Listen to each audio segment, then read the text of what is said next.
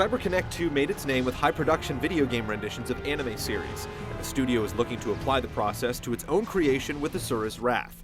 This adventure is beautiful and definitely different. Can it sustain the interactive experience it presents? I will have my vengeance!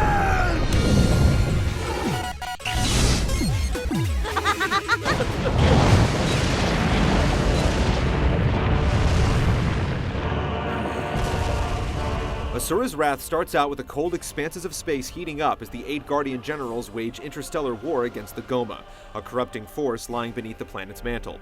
One of the 8 is Asura, who defeats the Goma with the supernatural support of his priestess daughter, Mithra. The celebratory occasion is stopped short when he's betrayed by his comrades, framed for the death of the Emperor, and left a widower. His daughter is kidnapped for unknown reasons by the remaining generals who rename themselves the Seven Deities and set forth on their mysterious mission, leaving Asura for dead and blemished as a traitor. Jump forward thousands of years, and Asura is dangling from a pillar, very much alive, and ready to enact his vengeance. Awake at last, are we? Yes, Asura's Wrath throws a lot at you in the beginning, with ample amounts of backtracking via flashbacks, comic book stills, and an episodic television approach that both recaps past episodes and promos the upcoming ones. This weird world that seems so overwhelming at first becomes rapidly familiar as one deity after another falls to the wrath. Even with some twists and the keen special effects, the story starts to peter out during the last few episodes, as the charming cast shrinks and the looming inevitable showdown is put off with filler fights. Your ears have become so sullied that you cannot even comprehend words of purity! I have decided to save this world. What great rebirth. Father! Asura's Wrath takes the TV-style format to heart, and while there aren't any commercials, you will see the kinds of interstitials that would accompany them. The story is the focus here, which propels Asura through a series of trials that'll boggle your mind and would surely bankrupt Hollywood budgets. There are 3 major story arcs spread across 18 episodes, through which Asura must shoot, fight, and bash buttons in one of the biggest QuickTime bonanzas ever. The plot intertwines cinemas and fighting into a near-seamless mishmash, thanks mainly to the QuickTime events. It's best to keep your hand on the controller and get ready to react, though stalling on, or outright failing cues isn't very detrimental. Even if you're fond of QuickTimes, these will test the limits of your patience with their minimal impact and played-out routines that get stale halfway through the season, so to speak. Enemies and bosses will also repeat with little to no variation. When full control is handed over to the player, encounters tend to play out in mainly open arenas, with reinforcements showing up as their brethren bite the dust. Clearing rooms is usually not enough to advance. By landing finishers, counterattacks, and dishing out beatdowns, Asura's gauge will gradually max out, allowing you to initiate a burst attack, which plays out as a dramatic cinema that links you to the next scene. Boss fights and on-rail shootouts go the same way. You'll often have to dish out enough damage to initiate a burst attack in order to move on. It's definitely a weird dynamic, and one that can take a while to pick up on. There's not much else to Asura's string of fights, flights, and plights.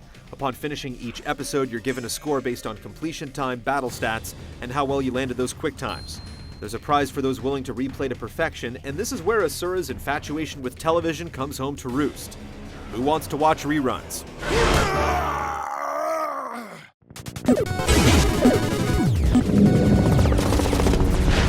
I cannot allow him to interfere any further.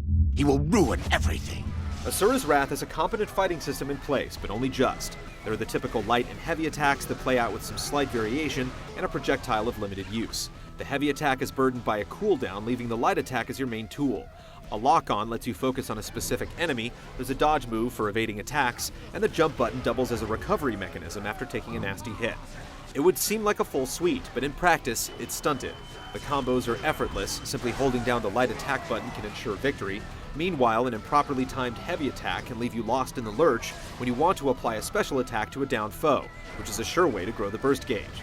Enemy patterns lack variety, and the gauge fills slowly, meaning the battles can often try your patience more than your skill.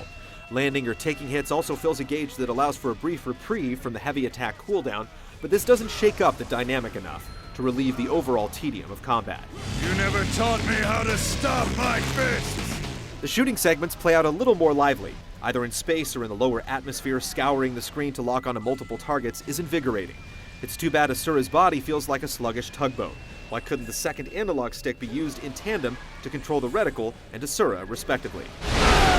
The gameplay in general suffers from too large a disconnect between the acts on screen and the simple inputs you perform. While the feedback will definitely dazzle you, your feelings of accomplishment will fade the further you wade into the wrath. Shut up!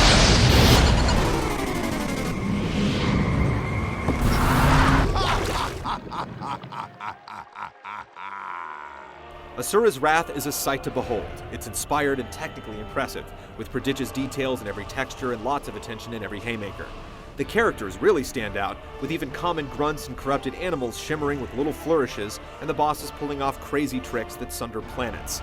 Maybe this is why bosses are repeated and their battles are played out. CyberConnect 2 wants to make extra sure you take in every animation a few times. The environments aren't as impressive as the demigods that walk upon them, but they fit the bill. The music is superb, the voice acting is ham-fisted but appropriate, and purists will be glad to know the Japanese voice track is available. ご無事で The attention to detail is far-reaching, with the comic scenes and interstitial bumpers worth a look.